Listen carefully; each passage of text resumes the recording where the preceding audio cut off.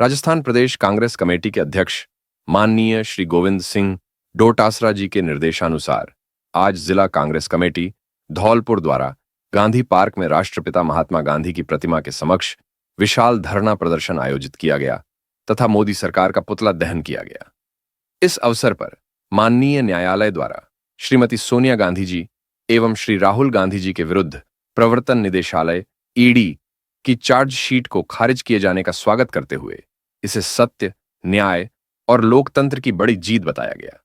वक्ताओं ने कहा कि यह ऐतिहासिक फैसला स्पष्ट करता है कि मोदी सरकार द्वारा संवैधानिक संस्थाओं का दुरुपयोग कर विपक्षी दलों को डराने और दबाने की राजनीति पूरी तरह विफल हो चुकी है। कांग्रेस नेताओं ने दोहराया कि कांग्रेस पार्टी अन्याय, तानाशाही और राजनीतिक प्रतिशोध के खिलाफ मजबूती से खड़ी है और संविधान व लोकतंत्र की रक्षा के लिए आगे भी संघर्ष करती रहेगी। धरना प्रदर्शन में बसेड़ी विधायक श्री संजय कुमार जाटव, श्री लाखन सिंह खिड़ौरा, श्री मोनू जादौन, श्री साकेत बिहारी शर्मा, श्रीमती लीना शर्मा, श्रीमती समृद्धि दीक्षित, श्रीमती शबनम खान, श्रीमती रोशनी शिवहरे, श्री पुष्पेंद्र कुशवाहा, श्री शिब्बू दयाल लोधा, श्री बनवारी लाल जाटव, श्री लोकेंद्र सिंह कंडेरा, श्री राजेश कुशवाहा सहित कांग्रेस के अनेक पदाधिकारी व कार्यकर्ता उपस्थित रहे। गांधी परिवार के ऊपर जो उंगली उठाते हैं, गांधी परिवार के एक व्यक्ति की पैर की धूल भी नहीं है। इस पार्टी के अंदर एक भी नेता नहीं है ढंग का कोई। सरदार वल्लभ भाई पटेल को अपना नेता बताकर झूठ बोलते हैं, जबकि सरदार वल्लभ भाई पटेल ने इस पार्टी को, आरएसएस को प्रतिबंधित किया था। उनको बताया था कि ये देश के लिए घातक साबित होगा। आज उनको माला डाली है। अटल बिहारी वाजपेयी ने संसद के अंदर कहा था कि जो अपना वोट से है उसको वो आरएसएस की विचारधारा से भी अलग है, देशद्रोही है। उनने भी देखा, कल मैंने देखा उनका। तो इनकी बातों में नहीं आए। अपनी कांग्रेस की नीति और रीति है, उसके आधार पर चलें, जन जन को समझाएं। देश बहुत जागरूक हो चुका है, लोग समझ रहे हैं। इनका झूठ का पुलंदा बन चुका है और इनकी सच्चाई सामने आ चुकी है। माननीय सोनिया गांधी राहुल गांधी पर झूठा आरोप लगाया। बहुत बहुत धन्यवाद, बहुत बहुत धन्यवाद नेता प्रतिपक्ष भाई। निश्चित रूप से पार्टी की नीति और पार्टी की विचारधारा जिस पर देश खड़ा और हमारे पूर्व प्रधानमंत्री भाई साहब जी और राजकुमार भाई साहब जी और हमारी नारी शक्ति और हमारे अग्रिम फ्रंटलों के जिलाध्यक्षगण और समस्त मेरे बड़े छोटे भाइयों को मेरा नमस्कार और राम राम था। आज केंद्र सरकार जो दुरुपयोग नीतियां कर रही है, ईडी और सीबीआई का, जिस तरह से, तो मेरे हिसाब से ये देश के लिए ठीक नहीं है। बाकी योजनाओं के नामों को बदल रही है, उनका खुद का स्वयं का कोई भी काम नहीं है। और जिस तरीके से केंद्र सरकार 2014 में महंगाई को लेकर के आई, बेरोजगारी को लेकर के आई, गिरते हुए रुपये को लेकर के आई, इन सब कामों को पीछे छोड़ करके कहीं ना कहीं धर्म के नाम पर काम कर रही है। लेकिन हमारे देश की जनता इस बात को नहीं समझ पा रही है। तो हम सभी कांग्रेस कार्यकर्ताओं का उद्देश्य है कि केंद्र सरकार की नीतियों को समझाओ कि ये धर्म के नाम पर लोगों को आपस में बांटने के नाम पर काम कर रहे हैं। बच्चों के लिए जो बेरोजगार है उसको बेरोजगारी पर काम नहीं कर रहे हैं, शिक्षा पर काम नहीं कर रहे हैं, चिकित्सा पर काम नहीं कर रहे हैं। जो देश का उत्थान होना चाहिए, समाज का उत्थान होना चाहिए, उनके लिए वो एक भी आज तक रोजगार लेकर के, ये योजनाएं लेकर के नहीं आए। देश में विघटन कैसे पैदा हो, अशांति कैसे फैले, गृह युद्ध कैसे हो, उन सब पर काम कर रही है। ये हम सबको समझना चाहिए और इस पर हम लोगों को काम करना चाहिए। और राजस्थान जो सरकार है बीजेपी, जिस पर आई कि हमारे एमपी और यूपी में डीजल सस्ता है, वो भी काम आज राजस्थान में सरकार है वो काम को नहीं कर रही है। डीजल को सस्ता काम करने का नहीं कर रही है। जो भी जितने भी योजनाएं हैं, जैसे हमारे मुख्यमंत्री जी ने चिरंजीवी योजनाएं हैं और तमाम योजनाएं लेकर के आए, उनको बंद करने का काम कर रही है। मनरेगा है, उसको भी बहुत कमज़ोर करने का काम कर रही है। जो मूलत है हमारे ग्रामीण परिवेश में रोजगार का अच्छा काम हो रहा था, अपने परिवारों को महिलाएं और बुजुर्ग थोड़ा चला रहे थे, उस काम से भी वंचित कर रही है। तो हम सबका, सभी कांग्रेस माध्यम से उन सबका हम घोर निंदा करते हैं बीजेपी सरकार की। और जहां भी हमको धरना प्रदर्शन करना पड़ेगा, सड़कों पर आना पड़ेगा, गांव नाड़ियों में लोगों को जागरूक करना पड़ेगा, हम करेंगे। जय हिंद, जय भारत, राम राम साहब। जज ने दिया उसके लिए हम बहुत बहुत बधाई देते हैं और बीजेपी के कार्यकर्ताओं की, बीजेपी के मोदी सरकार की हम भर्त्सना करते हैं कि झूठे सांसे आरोप लगा करके हमारे कांग्रेस के कार्यकर्ताओं को परेशान किया जा रहा है। हमारी कांग्रेस की विचारधारा हमेशा देश के प्रति रही। जिस प्रकार से हमारे गांधी परिवार को ये आक्षेप लगाते हैं तो गांधी परिवार ने अरबों रुपए की जमीन हमारे हिंदुस्तान के लिए दान की है। ऐसे व्यक्तियों के पीछे ये आरोप लगाते हैं। हमारे नेहरू जी का नाम लेकर के मोदी जी संसद में बार बार चर्चा करते हैं, इनके लिए गालियां देते हैं। नेहरू जी वो सब कार्यकर्ता रहे कांग्रेस के जिन्होंने आज़ादी के लिए 12-13 साल जेल में बिताई थी। उनके बाद में हमारी कांग्रेस की स्थापना हुई, मजबूत कांग्रेस हुई और हमारा देश आज़ाद हुआ था। उस समय हमारे प्रथम प्रधानमंत्री नेहरू जी बने थे, तो उन्होंने पंचायती राज की नींव हमारे राजस्थान से आकर के नागौर से डाली थी। ऐसे व्यक्तियों के लिए वो आक्षेप लगाते हैं।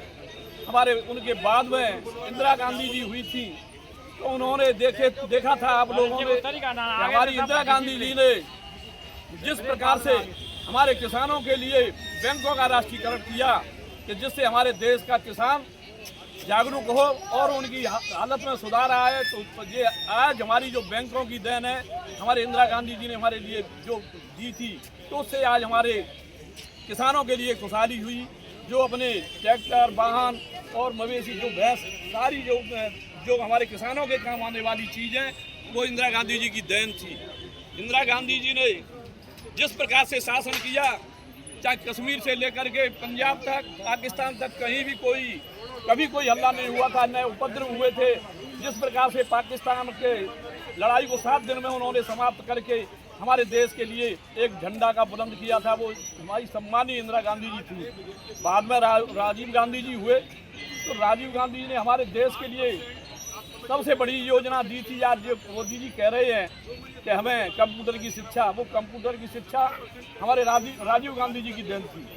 देश की राजनीति, विचारधारा और स्वतंत्रता सेनानी की लड़ाइयों की सिर्फ खबरें निकाला गया, लेकिन समय के साथ बदलता गया और नेशनल हेराल्ड जो अखबार था वो कर्जे में डूबता चला गया। 2010 की बात है, एजेएल का अधिग्रहण यंग इंडिया प्राइवेट लिमिटेड ने किया, जो कि एक शेयर धारक कंपनी थी और बिल्कुल उन्होंने बैलेंस शीट के आधार पर उसके 9 करोड़ शेयरों को 10 रुपये के हिसाब से बुना लिया। उसकी 2010 से लेकर 2013 तक पूरी बैलेंस शीट भी है और उसके अंदर कोई भी घोटाला नहीं हुआ।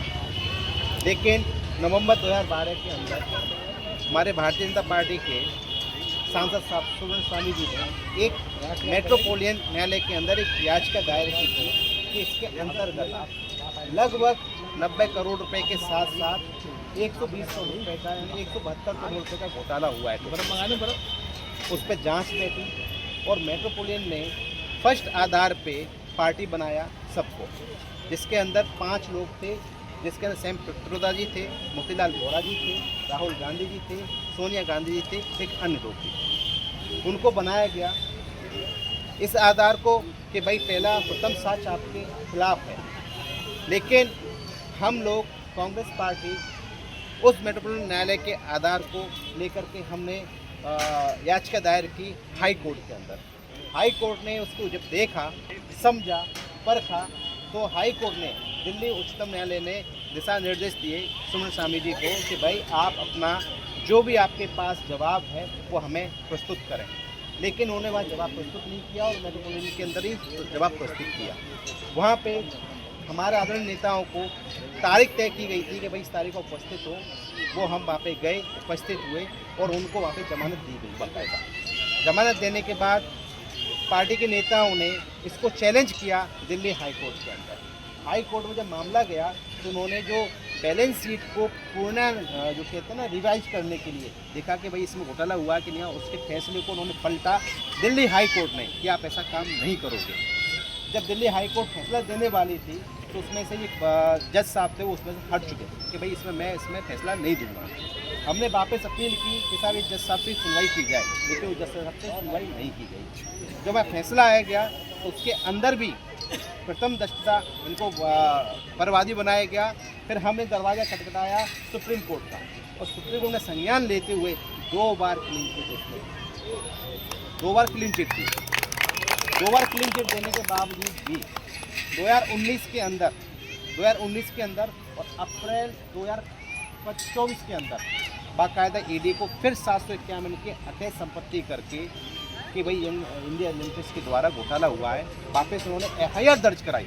मतलब कि आप देखिए तानाशाही 11 साल के अंदर देश का जो अर्जित किया, अब तो मोदी जी ने वो खो दिया। उन्होंने तानाशाही तरीके से ईडी से एफआईआर दर्ज करवाई, जो उनके क्षेत्राधिकार के अंदर आता ही नहीं है मामला पूरा।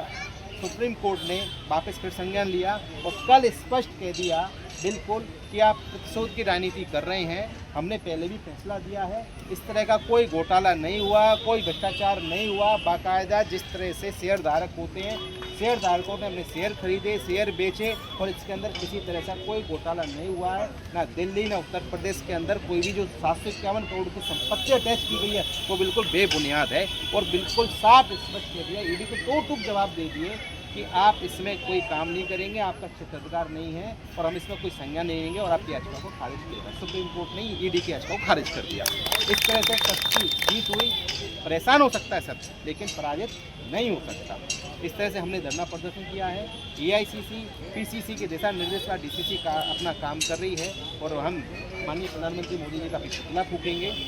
मैं तो आपसे ये भी कहूँगा कि 11 साल हो गए देश को, आज जाओगे आप पिछले 3 साल में 2 साल के अंदर। मैं 3 साल का इसलिए आंकड़ा उठा रहा हूँ कि 3 साल पहले स्टेट में हमारी गवर्नमेंट थी। 3 साल से किसी भी सरपंच का नरेगा का कोई भी भुगतान नहीं हुआ है, नहीं हुआ। 3000 करोड़ रुपए तो अभी भी अटके हुए पड़े हैं, जो उस टाइम तो 90-10 का रेशो था। गांधी परिवार को गोली भी नहीं लगा पाओगे। और दूसरा मनरेगा का जो हमारे महात्मा गांधी जी के नाम पे जो रोजगार योजना चल रही थी, उसमें से महात्मा गांधी जी का नाम हटा के आरएसएस और बीजेपी राम जी का नाम लगाना चाहती है। ठीक है, राम जी भी हमारे ईस्ट हैं, हमारे भगवान हैं, हम उनका बराबर सम्मान करते हैं, लेकिन जो योजना हमारे महात्मा गांधी जी के नाम से चल रही थी उस योजना को उन्हें बदलना नहीं चाहिए। कोर्ट ने ईडी को पहले मना कर दिया 2 बार, फिर दोबारा से ये केस खुलवाने का इनका ईडी का और जो केंद्र में जो सरकार है उसका क्या उद्देश्य है? द्वेष भावना है, वो हमारी कांग्रेस पार्टी को नीचे स्तर पर लाना चाहती है, लेकिन वो ईडी छुट्टियों का जोर लगा लेगी तो भी कांग्रेस पार्टी को गिरा नहीं पाएगी, क्योंकि उसका कार्यकर्ता मजबूत है। कांग्रेस का कार्यकर्ता किस हद तक जाएगा अपनी केंद्र सरकार से बात मनवाने के लिए? कांग्रेस का कार्यकर्ता हर स्तर तक जा सकता है, उसके जाने की कोई लिमिट नहीं है। बीजेपी सरकार से अपनी बात मनाने के लिए कुछ भी करने को तैयार है।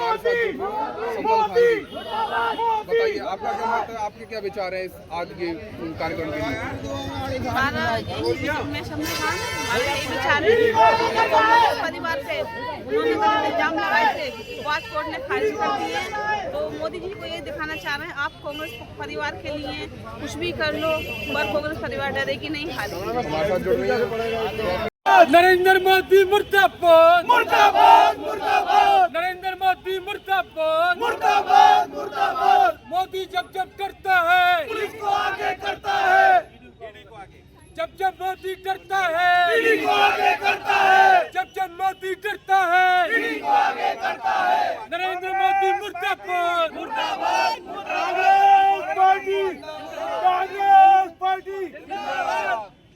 जब मोदी डरता है इनको आगे करता है, जब मोदी डरता है इनको आगे करता है, जब मोदी डरता है इनको आगे करता है, जब मोदी डरता है इनको आगे करता है। नरेंद्र मोदी मुर्दाबाद, मुर्दाबाद, मुर्दाबाद।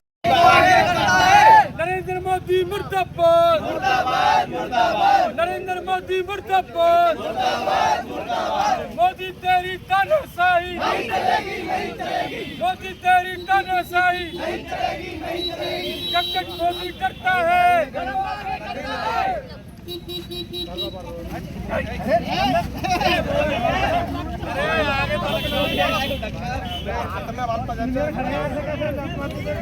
सामने देखो, सामने सब लोग